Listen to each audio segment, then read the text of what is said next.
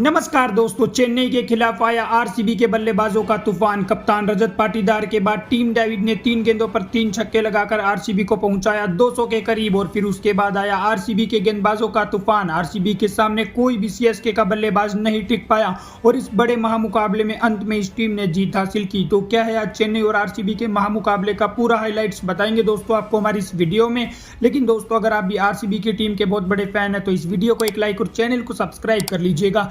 दोस्तों आज आईपीएल 2025 का 8वां मुकाबला चेन्नई और बेंगलोर की टीम के बीच खेला गया, जहां चेन्नई की टीम ने टॉस जीत पहले गेंदबाजी करने का फैसला किया। वहीं पहले बल्लेबाजी करने उतरी आरसीबी की टीम की तरफ से फिल सोल्ट और विराट कोहली ने पारी की शुरुआत की और फिल सोल्ट ने आते ही आरसीबी की टीम को शानदार शुरुआत दी, लेकिन विराट कोहली एक छोर पर काफी धीमी बल्लेबाजी कर रहे थे। फिल सोल्ट ताबड़तोड़ अंदाज में 200 प्लस की स्ट्राइक रेट से खेल रहे थे, लेकिन तभी नूर अहमद की गेंद पर वो 16 गेंदों पर 32 रन बनाकर स्टंप आउट हो जाते और 45 रन के स्कोर पर आरसीबी को पहला बड़ा झटका लगता है। फिर उसके बाद कोहली का साथ निभाने देवदत्त पडिक्कल आते हैं, लेकिन पडिक्कल भी आते ही शानदार चौके छक्के लगाते हैं। दूसरे छोर पर अब विराट कोहली भी ठीक ठाक बल्लेबाजी कर रहे थे। दोनों बल्लेबाज आरसीबी को 50 रनों के पार पहुंचाते हैं। पडिक्कल शानदार 200 के स्ट्राइक रेट से खेल रहे थे, लेकिन तभी वो अश्विन की गेंद पर 14 गेंदों पर 27 रन बनाकर आउट हो जाते हैं और 76 रन के स्कोर पर बेंगलोर को दूसरा बड़ा झटका लगता है। फिर उसके बाद कोहली का साथ निभाने कप्तान रजत पाटीदार आते हैं, लेकिन कप्तान रजत पाटीदार आते ही शानदार चौके छक्के लगाते हैं। लेकिन दूसरे छोर पर विराट कोहली धीमी बल्लेबाजी कर रहे थे और दोनों बल्लेबाजों ने आरसीबी को 100 रनों के पार पहुंचाया। रजत पाटीदार शानदार अंदाज में चौके छक्के लगा रहे थे, लेकिन तभी विराट कोहली भी 30 गेंदों पर 31 रन बनाकर आउट हो जाते हैं और 117 रन के स्कोर पर आरसीबी को तीसरा बड़ा झटका लगता है। फिर उसके बाद रजत पाटीदार का साथ निभाने लिविंगस्टन आते हैं और इन दोनों के बीच भी अच्छी पार्टनरशिप होती है। हालांकि लिविंगस्टन एक छक्का लगाने के बाद 10 रन के स्कोर पर बोल्ड हो जाते हैं और 145 रन के स्कोर पर आरसीबी को चौथा बड़ा झटका लगता है। फिर उसके बाद रजत पाटीदार का साथ निभाने जितेश शर्मा आते हैं। जितेश शर्मा भी आते ही शानदार चौका छक्का लगाते हैं। दूसरे छोर पर रजत पाटीदार भी अपना शानदार शतक पूरा कर चुके थे, लेकिन तभी जितेश शर्मा भी 6 गेंदों पर 12 रन बनाकर खलील अहमद का शिकार हो जाते हैं और 172 रन के स्कोर पर आरसीबी को पांचवा बड़ा झटका लगता है। फिर उसके बाद रजत पाटीदार भी अर्धशतक बनाने के बाद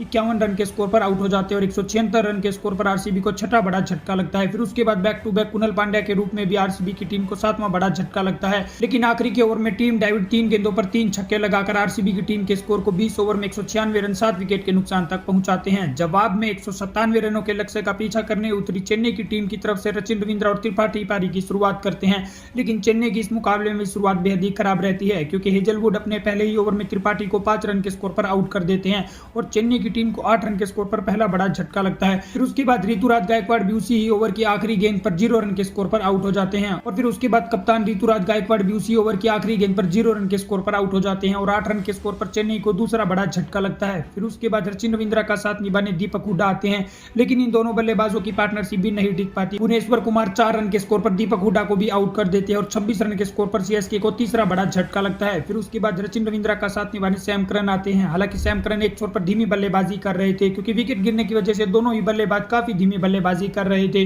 लेकिन तभी सैम करन भी 13 गेंदों पर 8 रन बनाकर लिविंगस्टन का शिकार हो जाते हैं और 52 रन के स्कोर पर चेन्नई को चौथा बड़ा झटका लगता है। फिर उसके बाद सचिन रविंद्र का साथ निभाने शिवम दुबे आते हैं और इन दोनों के बीच भी शानदार पार्टनरशिप होती है। हालांकि शिवम दुबे आते ही शानदार चौका छक्का लगाते हैं, लेकिन दूसरे छोर पर सचिन रविंद्र भी 31 गेंदों पर 41 रन बनाकर यश दयाल के ओवर में आउट हो जाते हैं और 75 रन के स्कोर पर चेन्नई की टीम को पांचवा बड़ा झटका लगता है। फिर उसी ओवर में शिवम दुबे भी 19 रन बनाकर आउट हो जाते हैं और 80 रन के स्कोर पर चेन्नई के 6 विकेट गिर जाते हैं। अब क्रीज पर जडेजा और अश्विन बल्लेबाजी कर रहे थे और अब आखिरी 32 गेंदों पर चेन्नई की टीम को जीत के लिए 105 रनों की जरूरत थी, लेकिन इस मुकाबले में आरसीबी की टीम ने अच्छी बल्लेबाजी और उसके बाद गेंदबाजी करके इस मुकाबले में आसानी से एक तरफा चेन्नई की टीम को हराकर अपना दूसरा मुकाबला बैक टू बैक जीत लिया है। तो दोस्तों आरसीबी की जीत के लिए वीडियो को लाइक और चैनल को सब्सक्राइब कर लीजिएगा।